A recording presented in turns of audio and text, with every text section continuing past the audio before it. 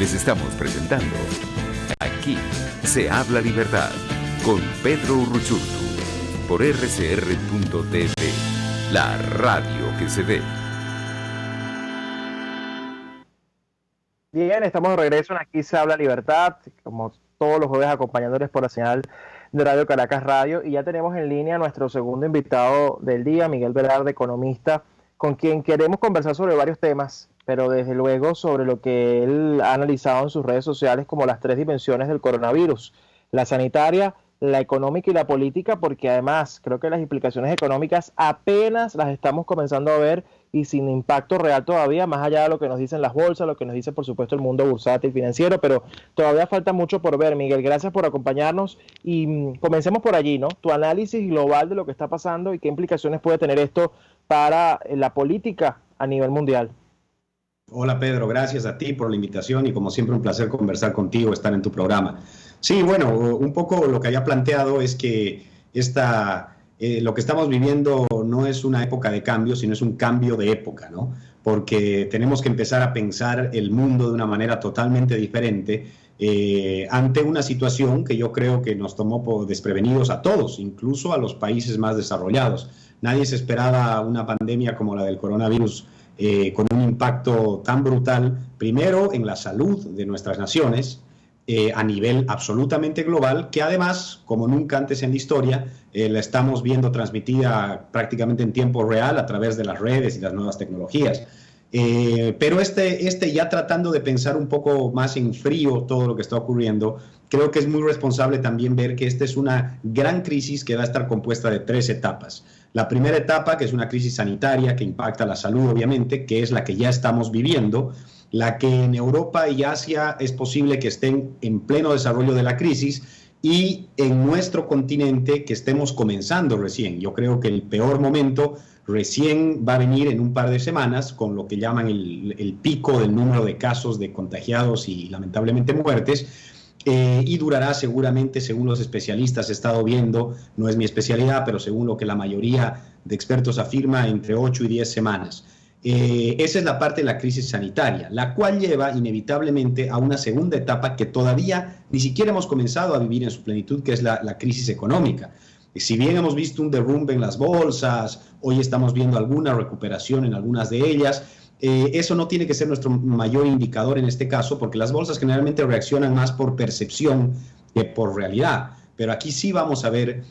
un golpe y un efecto enorme que ni siquiera podemos calcular precisamente ahora en las economías de nuestros países, lo que se traduce en las economías de los ciudadanos de nuestras naciones. Y una tercera etapa, que también está ligada a estas dos primeras, que va a ser quizás más a mediano plazo que la veamos, que va a ser la crisis política que todo esto genere, que también se puede especular y analizar, pero es muy difícil de predecir con exactitud, porque todavía queda por ver cómo van a quedar nuestros países después de la crisis de salud, cómo van a quedar y qué capacidad van a tener de recuperación nuestros países después de enfrentarse a la crisis económica que venga de la crisis de salud, y si toda esta primera situación lleve a una inevitable crisis política que puede agarrar caminos inesperados también y muy poco predecibles, comenzando de un país que tenía o tiene en principio unas elecciones presidenciales en las que Trump era prácticamente el virtual ganador a finales de este año, Estados Unidos,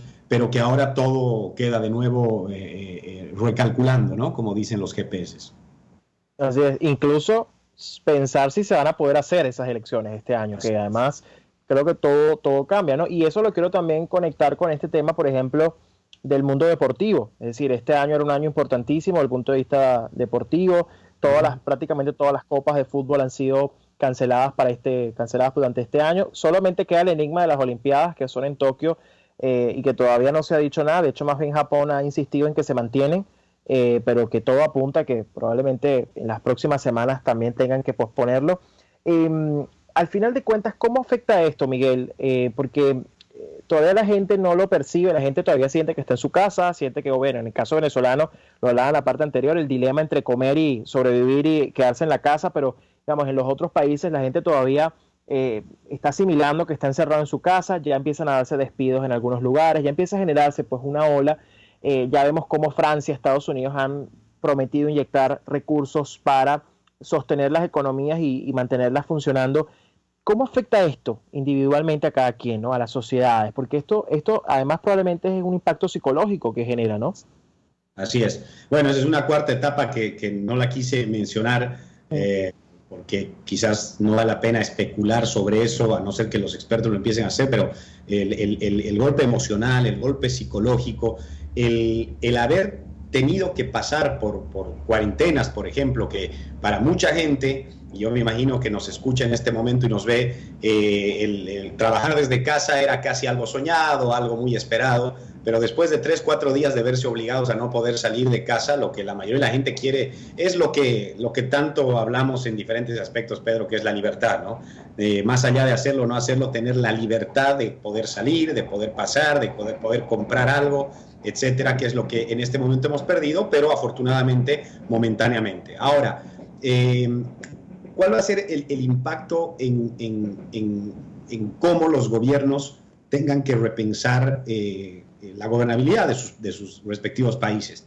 Yo creo que, por lo menos en nuestra región, a diferencia de lo que ya está pasando en Europa, los gobiernos ni siquiera están con tiempo para pensar en eso. O sea, la mayor prioridad y la prácticamente desesperación que tienen los gobiernos en nuestros países es tratar de que la menor cantidad de gente se contagie y la menor cantidad de gente muera a causa del coronavirus. Y esto va ligado directamente a la capacidad de los sistemas de salud que tienen nuestros países, que en la gran mayoría no son suficientes ni mucho menos. La gente no muere necesariamente del virus, porque es un pequeño porcentaje los que necesitan un cuidado intensivo, pero muere porque no tienen suficientes respiradores ni camas en los hospitales, que es ya una responsabilidad de nuestros gobiernos y nuestros países, porque deberíamos estar mejor preparados para esto que era inesperado o para la salud en general, que nunca estamos bien preparados, ni qué decir países como Venezuela. Ahora, más allá de eso, muy pronto también van a tener que haber esas reuniones de emergencia que se dan hoy para ver qué medidas tomar para evitar el contagio,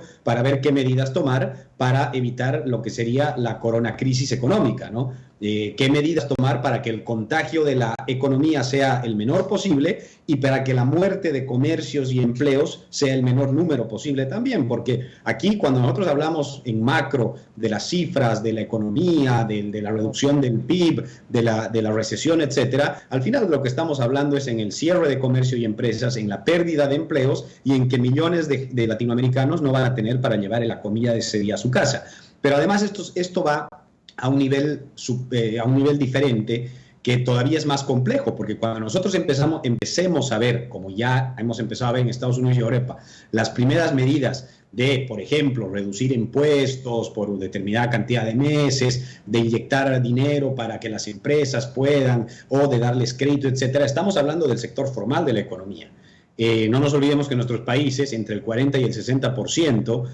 son trabajadores informales, o sea, son cuentapropistas que le llaman, que salen y ganan el día para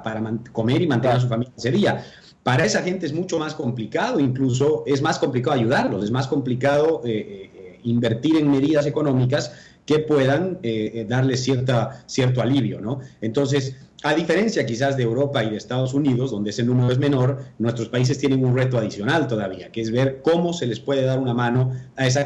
gran cantidad de gente, de trabajadores, que son los que primero sienten el golpe de una crisis económica. Te voy a dar un dato rápido, por ejemplo. Ayer, acá en Argentina, desde donde les hablo, había un dato de un señor que es taxista, incluso es formal, es taxista y todo, pero pasó hace una semana de tener unas 140 carreras a tener 4 carreras. O sea, wow. Eso solamente te habla, igual, restaurantes que tenían decenas de mesas a tener en un día 3 o 4 mesas para atender, y estamos hablando del principio de la crisis de salud, donde muy probablemente en las próximas horas incluso se dicte una cuarentena total, donde eso se acaba, se cierra totalmente en cualquier tipo de negocio, por muy pequeño que sea. Entonces, eso, el mayor impacto en salud, la mala noticia de nuestra región es que el mayor impacto en salud está recién por verse con el pico de los casos, el mayor impacto económico, por tanto, está recién por verse, y las medidas tienen que tomarse a la brevedad posible en ambos casos para tratar de aliviar a quienes estamos siendo víctimas de esta pandemia en este momento, ¿no? Así es, Miguel. Fíjate, otro de los debates que se ha suscitado en redes y en la opinión pública es, por un lado, el rol del Estado y por otro, el rol del mercado. Al final, bueno, hay una crítica, sobre todo algunos dicen, sobre todo, bueno, cuando uno ve en España lo que está pasando con el gobierno español, que dicen que, bueno, es el fracaso del liberalismo económico, que es el fracaso de la economía de mercado, que al final son los estados los que tienen que hacerse cargo de este tema y de todo lo que está ocurriendo, cuando al final, bueno, gran parte de lo que sostiene esos estados es el pago de las empresas privadas, el pago de impuestos, etcétera. Pero también vemos por otro lado esa solidaridad que se da no por imposición, sino por sentido común, y porque obviamente sobre todo los grandes empresarios son los que entienden que una economía que funcione bien es lo que los puede, llevar a tener mejores resultados, y que por lo tanto son los primeros interesados en que esto se solucione rápido. Pero vemos, por ejemplo, a General Motors y a Ford ya ofreciéndose para fabricar respiradores en Estados Unidos para poder atender la demanda de respiradores, que sabemos que es bastante escasa, pues la oferta que hay de respiradores, o en el caso, por ejemplo, de Louis Vuitton también con el tema de los geles y antibacteriales. En fin, vemos también por otro lado, o el caso de Amancio Ortega en España, que puso pues una buena parte de sus recursos para mascarillas, y también pues toda la parte de dueños de hoteles también poniendo a disposición. Es decir, ¿cómo se maneja esto? Porque vemos que es como una especie de manipulación allí, eso de que dicen que el mercado pareciera que es malo, que al final todo lo resuelve el Estado, pero lo que estamos viendo además es que gran parte de lo que está motorizando la solución, la atención rápida, por la tardía atención que dieron los gobiernos, están siendo los privados. Así es, y no te olvides del ejemplo de Bill Gates, que no solamente advirtió que esto iba a venir, sino que ahora está donando y abriendo fondos multimillonarios para tratar de enfrentar esta pandemia. Bueno, yo creo que acá lo que tiene que quedar claro es que ni siquiera los estados más grandes, más ricos y más poderosos parecen tener la capacidad de enfrentar estas 3 etapas de la crisis por su cuenta. Inevitablemente van a necesitar de un sector privado con buen músculo, de un sector privado comprometido, pero además no solamente con sus recursos económicos, sino con sus capacidades instaladas, con su know-how, con su inteligencia, con su creatividad y su talento. Por algo, tecnología e innovación. Exactamente, por algo son exitosas empresas internacionales como las que tú mencionabas. Y toda esa creatividad, toda esa capacidad, toda esa experiencia puesta al servicio de un trabajo en conjunto, obviamente, a los estados para enfrentar esta crisis, yo creo que va a ser muy útil. Pensar en que solo los estados pueden enfrentar, o sea, pensar que el sector privado es culpable o es malo para enfrentar esto, es tan tonto como pensar que los gobiernos tienen que hacerse a un lado. O sea, yo creo que acá la única vacuna que por el momento existe contra el coronavirus se llama solidaridad. Y la solidaridad es un factor importantísimo de la libertad del mercado, de la libertad individual, porque es en ese ambiente solamente que pueden hacer la solidaridad. La solidaridad nace de la iniciativa propia de los gobiernos, de las empresas y de las personas, y no puede ser impuesta de nadie para nadie. Yo veo con optimismo que las grandes empresas ya están actuando de manera solidaria. Veo con optimismo que los gobiernos de grandes países del mundo están trabajando de la mano de esas grandes empresas, y esperaría también que en los países de nuestra región se actúe a la altura del desafío que la humanidad, sin exagerar, enfrenta en este momento, y no se tenga ni se viva con ciertos complejos, porque en todo caso, si algo le ha hecho daño o ha ayudado a que esta crisis genere, ha sido un sistema como el chino, por ejemplo, que oculta información, que no tiene apertura política, y que definitivamente no ha manejado bien esta crisis al principio, que es lo que ha puesto todavía en una peor situación a Europa y ahora al mundo, ¿no? Así es, ¿no? Y que además queda clarísimo que para poder ayudar hay que estar bien, hay que poder dar, y eso creo que es la gran lección que dan estas grandes empresas. Y también un poco ahí la reflexión sobre los pequeños emprendedores también, ¿no? Que son los que probablemente más van a sufrir directamente, y los que probablemente más rápido van a sufrir las consecuencias de esta crisis, pues porque precisamente son pequeños capitales, y que ahí es donde pues el mercado se articula para que entre todos puedan precisamente empujar. Ahora, Miguel, ya nos queda poco tiempo, pero yo no quiero cerrar esta entrevista sin hablar de toda esta polémica con respecto al Fondo Monetario Internacional, el pedido que hizo el régimen venezolano negado ya, y sobre todo esa polémica que se genera alrededor de no poder decidir porque hay una crisis de reconocimiento. Es decir, es interesante verlo así porque incluso aquí siendo un poco abogado del diablo, no solamente le están diciendo a Maduro que no lo reconocen, sino que el propio gobierno interino le están diciendo que tampoco están en capacidad real de administrar esos fondos, ¿no? ¿Qué lectura le das tú a esto? Bueno, no nos tenemos que olvidar que en estos organismos internacionales, en la banca multilateral, banca de desarrollo, etcétera, como el Fondo, el Banco Mundial, el BID y otros, los dueños de estos organismos son los países, al final. Claro. Su directorio está compuesto de representantes de los países que en diferente porcentaje, de acuerdo a cuánto han capitalizado esos organismos, son quienes toman la decisión y son quienes son los dueños, son los accionistas de estos organismos. Entonces, lo que refleja lo último que ha ocurrido con el fondo es un poco